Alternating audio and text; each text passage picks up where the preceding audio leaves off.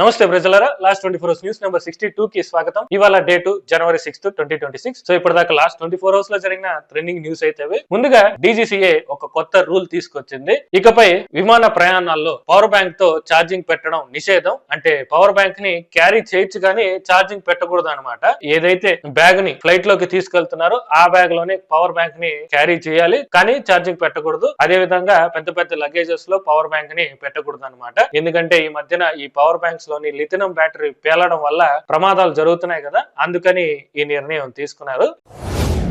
Next, Indian ఆర్మీలోకి సరికొత్త team చేరింది. అదే బైరో టీం. ఈ టీం స్పెషాలిటీ ఏంటంటే ఇందులో 1,00,000 మంది ఉంటారు. ప్రతి ఒక్కరికి డ్రోన్ ఆపరేటింగ్ సిస్టమ్ లో నైపుణ్యం ఉంటుందన్నమాట. అందరూ స్పెషలిస్ట్లే. అదే విధంగా నార్మల్ సైనికులకి స్పెషల్ ఫోర్సెస్ మధ్య వారధిలాగా పనిచేస్తారు. క్రాస్ బార్డర్ మిషన్స్ లో కానీ, ఇంటెలిజెన్స్ మిషన్స్ లో కానీ, అదే విధంగా హైలీ లాటిట్యూడ్ ఫారెస్ట్ మిషన్స్ లో కానీ వీళ్ళ సపోర్ట్ అయితే ఉంటుంది. సో ఆ విధంగా ఇండియన్ ఆర్మీ ఈ బైరో టీం ని తీసుకొచ్చింది.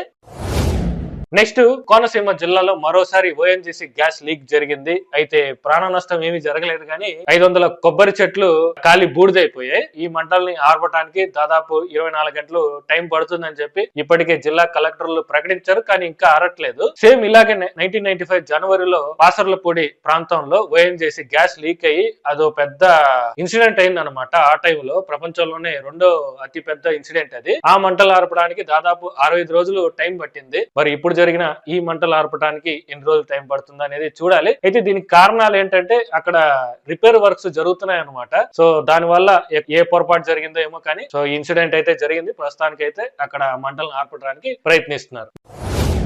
నెక్స్ట్, న్యూజిలాండ్ ప్రభుత్వం ఒక సంచలన నిర్ణయం తీసుకుంది. ఇకపై ఆ దేశంలో పిల్లులను, అదే క్యాట్స్ ను శాశ్వతంగా అంతం చేయాలని చెప్పి నిర్ణయించుకున్నారనమాట. దీనికి 2050 వరకు టైం కూడా పెట్టుకున్నారు, ఆ లోపలే అంతం చేయాలనేసి. కాకపోతే పెంపుడు పిల్లులు కాదు, ఏవైతే యజమానులు లేని అడవుల్లో పెరుగుతుంటాయో ఆ పిల్లుల్ని అంతం చేయాలని నిర్ణయించుకున్నారు. ఎందుకంటే వాటి వల్ల అరుదైన పక్షులు, అరుదైన జంతువులు అంతరించిపోతున్నాయనేసి వీటిని అంతం చేయాలనేసి న్యూజిలాండ్ అధికారులు తెలియజేశారు. నెక్స్ట్, బంగ్లాదేశ్ లో ఇప్పటికీ హిందువుల మీద జరుగుతున్న దాడులు ఆగట్లేదు. ఇప్పటికే 6 హిందువుల్ని అతి ఘోరంగా చంపేశారు. అంత ఘోరంగా ఎలా చేయగలుగుతున్నారో అస్సలు అర్థం కావట్లేదు. దీన్ని ఆపడానికి అక్కడ ప్రభుత్వము, ఇక్కడ మన వాళ్ళు కూడా ఏం చేయలేకపోతున్నారు, చాలా సైలెంట్ గా ఉన్నారు. అయితే మన బీసీసీఐ మాత్రం బంగ్లాదేశ్ క్రికెటర్ అయిన ముస్తాఫిజుర్ రెహమాన్ ని కేకేఆర్ టీం నుంచి తొలగించాలని చెప్పి ఆదేశించింది అనమాట. దీంతో కేకేఆర్ టీం నుంచి అతన్ని తొలగించేసింది. దీనికి ప్రతీకారంగా బంగ్లాదేశ్ ఆ దేశంలో ఐపీఎల్ టెలికాస్ట్ నిషేధించింది అనమాట. అదే విధంగా ఫిబ్రవరి 8 నుంచి మార్చి 8 వరకు జరిగే T20 వరల్డ్ కప్ మ్యాచెస్ కూడా ఇండియాలో ఆడకూడదు, దాని బదులు శ్రీలంకలో మ్యాచెస్ కండక్ట్ చేయండి, అక్కడ ఆడతామని చెప్పి ఐసీసీకి రిక్వెస్ట్ పెట్టుకున్నారు. మరి ఐసీసీ ఈ విషయంలో ఎలా స్పందిస్తుంది అనేది చూడాలి. నెక్స్ట్, ఇరాన్ లో ఆర్థిక సంక్షోభం ఏర్పడి అక్కడ చాలా ఉద్రిక్త పరిస్థితులు జరుగుతున్నాయి. ఇరాన్ కరెన్సీ డాలర్ తో పోలిస్తే 1.38 మిలియన్ కి పడిపోయింది అనమాట. దీంతో అక్కడ ద్రవ్యలోపం 40% కి పడిపోయి రేట్లు పెరిగిపోయాయి. ఇప్పుడు ఏది కొనాలనుకున్నా రేట్లు ఎక్కువే అక్కడ. అందుకే ప్రజలు అక్కడ బయటకు వచ్చి నిరసనలు చేస్తున్నారు ప్రభుత్వానికి వ్యతిరేకంగా. కానీ ఆ దేశ సుప్రీం లీడర్ ఖమేనీ మాత్రం దేశం విడిచి రష్యాకి పారిపోవాలని ప్లాన్ లో అయితే ఉన్నాడనేసి ఇంటర్నేషనల్ న్యూస్ లో ప్రసారం అవుతున్నాయి. మరి ఏం జరుగుతుంది అనేది చూడాలి.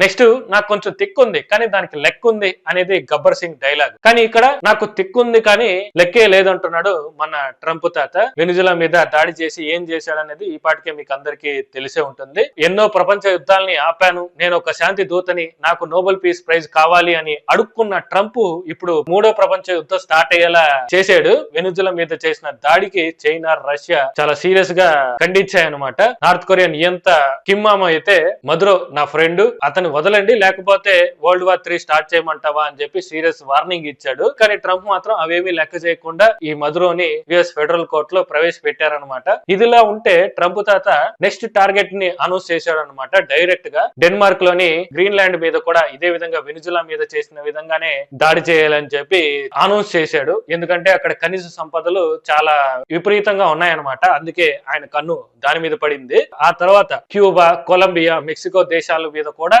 వెనిజులా మీద చేసినట్టుగానే చేయాలని చెప్పి ప్లాన్లు అయితే చేస్తున్నాడు. ఇప్పుడు ఈ చిన్న చిన్న దేశాలు చాలా భయంతో ఉన్నాయన్నమాట, ఎక్కడ ఎప్పుడెప్పుడు ఏం చేస్తాడో అనేసి. మరో పక్క మోదీకి కూడా చాలా సీరియస్ వార్నింగ్ ఇచ్చాడు మన ట్రంప్. రష్యాతో చేస్తున్న ఆయిల్ బిజినెస్ ఆపకపోతే ఇప్పుడున్న 50% టారిఫ్స్ ని దాన్ని డబుల్ త్రిబుల్ చేస్తాననేసి బెదిరిస్తున్నాడు. అయితే ప్రస్తుతానికి వెనిజులా తాత్కాలిక ప్రెసిడెంట్ గా డెల్సీ రోడెక్స్ అనే మహిళ ప్రమాణం చేశారు. మరి ఈవిడ వెనిజులాని ఎలా పరిపాలిస్తారనేది చూడాలి. ఇప్పటికైనా అక్కడ పేదరికం తగ్గి ప్రజలందరూ సంతోషంగా ఉంటారా లేదా అనేది చూడాలి. సో దీని మీద మీ అభిప్రాయం ఏంటో కామెంట్ చేయండి. అది లాస్ట్ 24 అవర్స్ లో జరిగిన ట్రెండింగ్ న్యూస్ అయితే.